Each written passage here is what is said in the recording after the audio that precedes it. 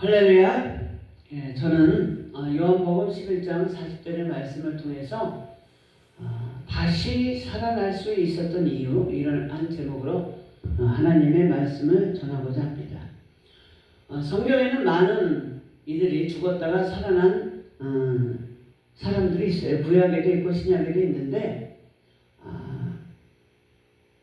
오늘 하고자 하는 말씀은 예수님께서 살리신 세 주인공에 대해서 이야기하고자 합니다. 할렐루야. 우리가 알다시피 예수님께서 살리신 세 명의 주인공은 바로 나사로와 나인성 과부의 아들과 야이로의 딸, 회당장 야이로의 딸이 있죠. 나사로는 죽은 지 나사로가 병들었다, 죽을 병에 걸렸다는 소식을 들었음에도 불구하고 예수님께서는 일부러 늦게 가셨어요. 왜냐하면 나사로가 죽기를 기다린 거죠. 참 우리가 듣기에는 굉장히 황당한 일이죠. 아니 어떻게 하나님이 예수님께서 병들어 있는 사람을 죽기까지 기다리는가? 죽기 전에 가서 고쳐주셔야지. 그런데 일부러 예수님께서는 늦게 가신 거예요. 그러면서 제자들에게 얘기한 게 뭐냐? 죽은 게 아니고 잠을 자는 거다. 그리고 나사로가 들은 병은 죽을 병이 아니고, 이 병은 죽을 병이 11장 4절에 보면 죽을 병이 아니라 하나님의 영광을 위하며 하나님의 아들로 이를 인하여 영광을 얻게 하려 합니다. 할렐루야. 나사로의 병을 통해서 하나님도 영광을 받으시고 하나님의 아들도 영광을 받게 하려 하심이라 이거죠. 아멘. 그러면서 이 제자들과 이틀을 더 유하시면서 사흘 후에 이미 나사로가 죽고 무덤에 죽고 시체가 문드러지고 썩어서 냄새가 나니까 사람들이 다 죽었다 생각하고 예수님의 말씀을 믿지 않고 다 죽었다 생각하고 나사로를 무덤에 묻은 거예요. 그래서 이제 갔어요. 그러니까 마리아와 마르다가 이제 원망을 하는 거죠. 왜 이제 오셨습니까? 예수님께서 일찍 오셨으면 우리 오빠가, 우리 오라버니가 살 수 있었지 살 수 있지 않았습니까? 그러니까 이제 예수님께서 뭐라고 그랬어요? 내 오라비가 다시 살리라. 그러니까 아이고 얘 알아요. 마지막 때 부활 때에는 우리가 다 이제 사는 줄 우리가 압니다. 예수님께서 뭐라고 하세요? 나는 부활이요 생명이니 나를 믿는 자는 죽어도 살겠고 살아서 믿는 자는 영원히 죽지 않는다. 그러니까 우리의 영은 사실 죽는 게 아닙니다. 본문의 말씀을 보면 죽는 거는 육이 죽는 거지 영은 절대로 죽지 않는 거예요. 왜냐하면 26절에 보니까 11장 26절에 보니까 무릇 살아서 믿는 자는 영원히 죽지 아니하니 이것을 내가 믿느냐 그랬잖아요.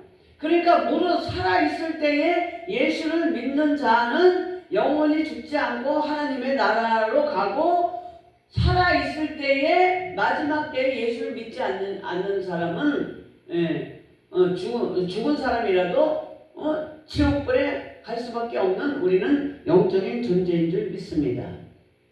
그런데도 불구하고 이 마리아와 마르다는 믿질 않았어요.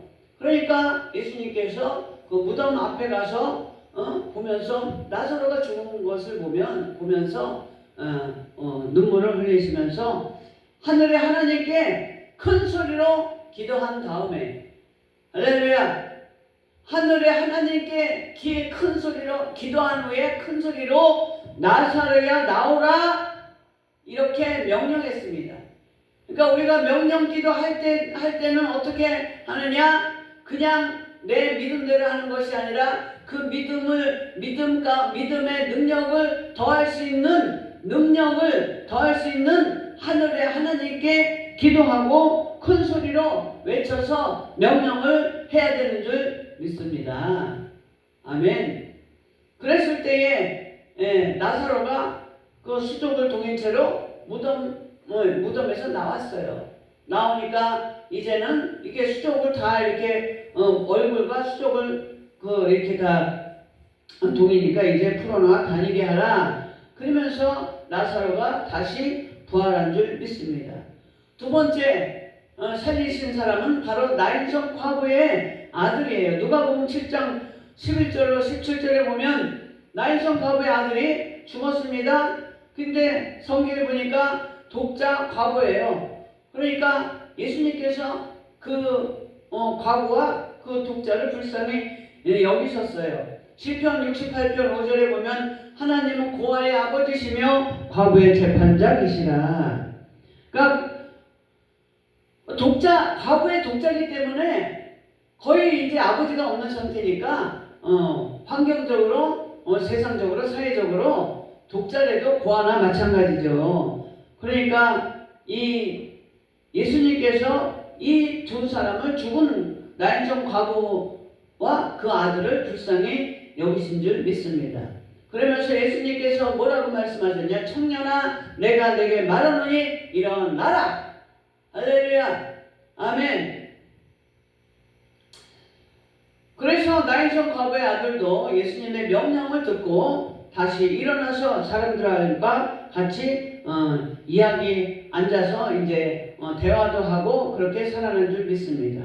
세 번째, 회당장 야이로의 딸을 아프다는 소리를 들어서 이제 야이로의 딸을 살리려고 예수님께서 이제 가는 그 과정 가운데 있는데 이제 그 중간에 혈류증 여인이 다가와서 그 옷가에 손만 대어도 나을 것이라는 그런 믿음이 있었기 때문에 그 혈류증 여인을 고치고 난 다음에 갔기 때문에 사람들은 아니 혈류증 여인은 혈류증이기 때문에 가까이 그 무리 가운데 있을 수도 없는 사람인데도 불구하고 그 혈류증 여인이 왔어요. 그러니까 사람들은 어떻게 했습니까? 아니 회당장 야이로의 딸을 고치는 게 급합니다. 그런데도 불구하고 일부러 예수님께서는 그 회당장 야이로의 딸을 고치러 가는데 늦게 간 거예요. 그러니까 벌써 또 그 야이로의 딸도 죽어버렸죠. 죽으니까 사람들이 혼화하면서 아이고 회당장 야이로의 딸이 죽었네. 예수님께서 오셨으면 죽지 않았을지도 모르는데 죽었네. 그러면서 막 울고 있었습니다. 그러면서 이제는 예수님께서 그 야이로의 딸을 고치려고 할 때에 성경에 보니까 어떻게 했어요? 두려워 말고 믿기만 하라. 그런데도 불구하고 저희가 다 비웃더라. 다 비웃었습니다. 그런 가운데 여러분들 만약에 내가 무엇을 그 사람을 상대방을 위해서 무엇을 해주려고 하는데 무엇을 할 수 있을까 하면서 비웃으면 해줄 마음이 있겠어요? 없겠어요? 그런데도 불구하고 예수님은 우리의 영혼을 불쌍히 여기고 사랑했기 때문에 손을 잡고 가라사대 달리다 쿰 소녀야 일어나라 그렇게 명령을 했을 때 소녀는 일어난 줄 믿습니다. 여러분 죽음은 우리가 눈으로 볼 때 육체에서 우리의 영이 분리됐기 때문에 우리는 죽었다고 얘기하지만 하나님께서 볼 때는 우리가 죽은 것이 아니라 살아나는 줄 믿습니다. 하나님의 자녀는 반드시 살아나는 줄 믿습니다. 육으로는 죽었지만 우리 영으로는 하나님께서 살려주신 줄 믿습니다.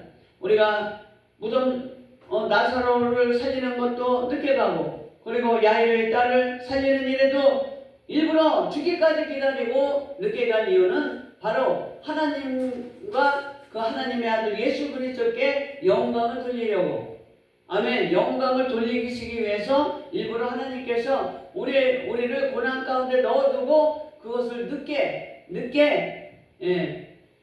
늦게 고쳐주고 늦게 해결해 주는 그 경우가 있는 줄 믿습니다. 할렐루야. 이 세 사람들이 다 죽었어요. 죽었는데도 살아난 비결은 뭡니까? 바로 죽음 가운데서도 영이 살았기 때문에 하나님의 말씀을 들을 수 있었던 거예요. 여러분 우리가 육체의 질병 가운데 있어서 죽었거나 죽었어도 또 환경 가운데 사업이 죽었어도 직장에서 떨려났어도 자녀가 속을 썩여서 가정 환경이 정말 무덤 같은 그런 환경 가운데 있다 할지라도 다 죽었어도 모든 것이 다 죽었어도 그 나사로가 무덤 속에 있는 것처럼 암흑 가운데 있었어도 시체처럼 죽은 그 나사로와 나인성 과부의 아들이나 야이로의 딸은 시체여 죽은 자예요. 말을 할 수 없는 지경, 움직이지 못하는 지경, 또 보지도 못하는 지경에 있다 할지라도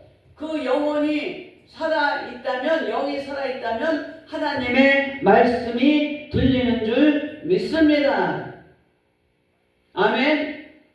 그러니까 우리는 다 죽었어도 우리의 영혼이 살아있어야 되는 줄 믿습니다. 우리의 영이 살아있어야 되는 줄 믿습니다. 그러니까 중환자실에 있는 사람에게도 계속 그 육은 죽었지만 영은 살아있잖아. 그러니까 하나님의 말씀이 귀로 들리잖아요. 그러니까 그 귀에다가 대고 계속 하나님의 말씀을 전하고 또 귀에다 대고 기도해주고 또 찬양을 계속적으로 틀어놓잖아요. 육은 죽었어도 영이 살아서 하나님께로 인도함을 받아야 되기 때문에. 아멘. 그래서 우리는 환경이 나를 죽인다 할지라도, 문제가 나를 죽인다 할지라도, 고난이 나를 죽인다 할지라도 우리는 영이 살아있어서 하나님의 말씀을 들어야 되는 줄 믿습니다.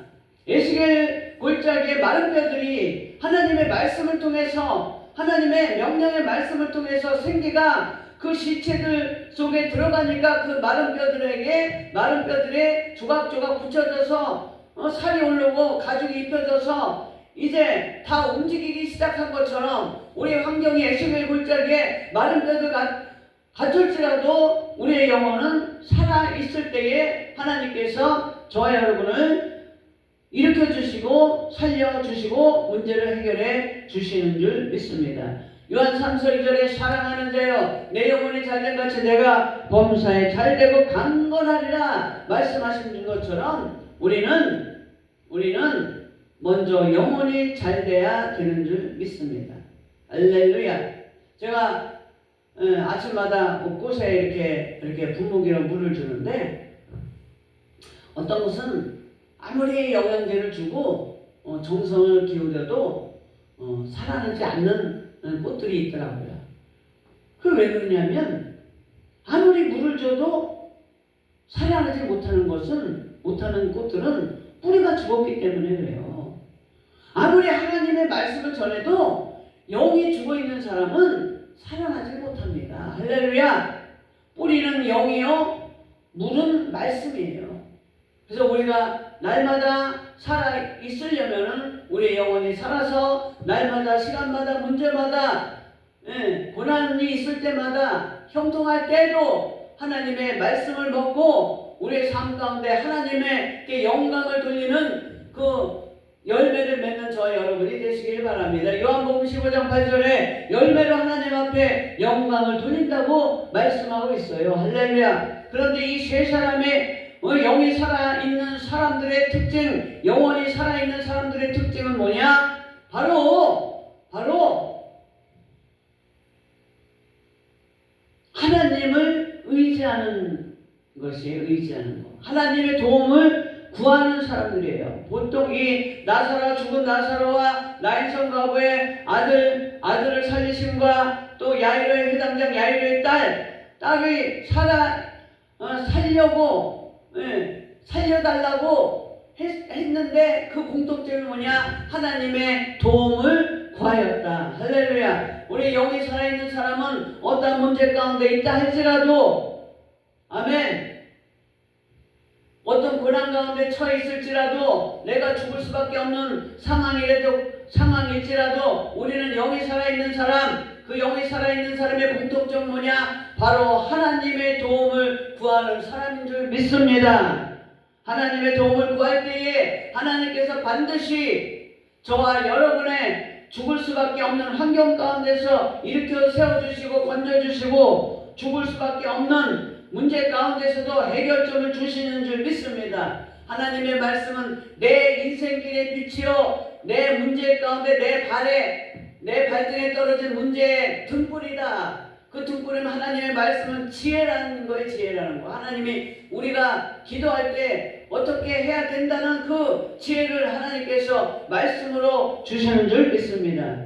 그렇게 하나님의 말씀이 들릴 때에 순종함으로써 우리 그 죽어있는 환경 가운데, 사업장 가운데, 직장 가운데, 자녀들 가운데에, 교육의 현장 가운데, 삶의 현장 가운데서 살 수 있는, 해결할 수 있는, 다시 일어설 수 있는 그러한 해결점은 바로 하나님의 말씀인 줄 믿습니다.